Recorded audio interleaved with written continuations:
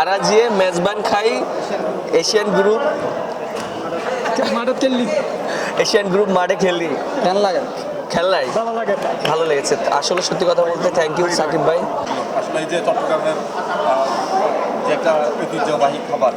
নিশ্চয়ই এর আগে চট্টগ্রামে এসেছেন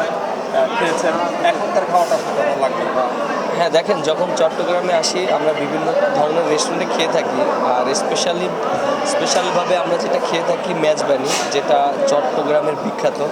আর সত্যি কথা বলতে এখানে রান্না হয়েছে এবং আমাদের জন্যই আয়োজন করা হয়েছে এত সুন্দর একটা এনভায়রনমেন্ট অবশ্য ধন্যবাদ দিতে চাই সাকিব ভাইকে